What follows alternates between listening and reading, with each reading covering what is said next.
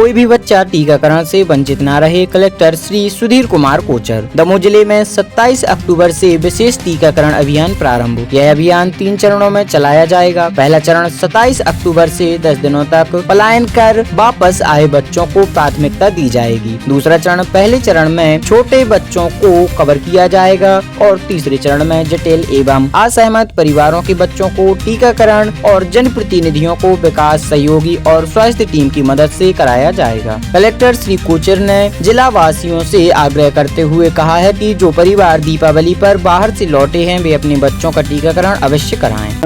एक बड़ी प्राथमिकता राज्य सरकार की है, जिला प्रशासन की है और इसको देखते हुए हमने 27 तारीख से जिले के अंदर अपने जिले में एक विशेष अभियान हम चला रहे हैं टीकाकरण का। कोई भी बच्चा छूट ना पाए अभियान हमारा है। तो इस अभियान के अंदर हम इसको 3 चरणों में चला रहे हैं। पहला तो सबसे पहले हमने ये किया है कि हमने हमारी आंगनवाड़ी कार्यकर्ता, आशा कार्यकर्ता, आशा सुपरवाइजर से कहा है कि वो नए सिरे से पूरी लिस्ट बनाए, हर बच्चे की नए सिरे से लिस्ट बनाए, पुरानी लिस्ट का उपयोग न करे, क्योंकि अभी पलायन वाले लोग दीपावली पे आए हुए हैं। तो पूरी एक नई लिस्ट गांव-गांव की बन रही है। उस लिस्ट के आधार पर 27 अक्टूबर से हमारे सेशन टीकाकरण के शुरू हो रहे हैं। तो हम 27 तारीख से पहला चरण 10 दिन का होगा हमारा टीकाकरण का। इस 10 दिन के चरण में सबसे पहली प्राथमिकता होगी पलायन वाले बच्चों की, क्योंकि यदि मान लो वो वापस चले जाते हैं तो फिर वो टीकाकरण के लिए नहीं आ पाएंगे। सबसे पहले हम उनको टीकाकरण करा रहे हैं। दूसरी प्राथमिकता उन जगहों की जहां पर हमारी एएनएम पदस्थ नहीं है, जहां पदरिक्त हैं, वहां पर हम दूसरी जगहों के एएनएम को चार्ज दे करके वहां पर सेशन करा रहे हैं। तो सर्वोच्च प्राथमिकताएं 2 हैं। तो पहला चरण हमारा 27 तारीख से शुरू होगा और 10 दिन चलेगा। फिर उसके बाद अगला चरण फिर 10 दिन चलेगा और फिर अगला चरण 10 दिन चलेगा। तो इस प्रकार से हमारे 3 चरण होंगे 10-10 दिन के, लगातार ये चलेंगे। तो पहले चरण में जो छूट गए वो दूसरे चरण में कवर होंगे, तो दूसरे चरण में छूट गए वो तीसरे चरण में कवर होंगे। और आखिरी चरण में हम उन बच्चों को लेंगे जिसमें कॉम्प्लिकेटेड केसेस हैं, मतलब जिसमें ऐसा है कि परिवार वाले राजी ही नहीं हो रहे कि हम जो है वैक्सीनेशन कराएंगे, या लगातार इस तरह की बात वो कर रहे हैं कि नहीं हमारा बच्चा तो बीमार है, वैक्सीनेशन कर नहीं सकता।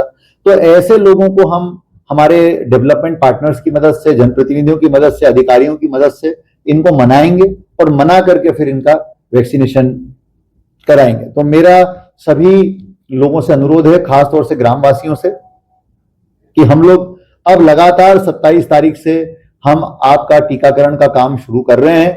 तो अधिक से अधिक संख्या में आए, अपने बच्चों को टीका लगवाएं। खास तौर से जो लोग दिल्ली, गुड़गांव, दूसरी जगहों पर रहते हैं, पलायन करते हैं और अभी दीपावली पर अपने घर दमोह आए हुए हैं, उनसे मेरा खास तौर से रिक्वेस्ट है कि कृपया करके अपने बच्चे का टीकाकरण अवश्य कराएं और उसके बाद ही यहां से जाएं। और एक टीका जो है आपकी बच्चों की कई बीमारियों से जिंदगी को बचाता है।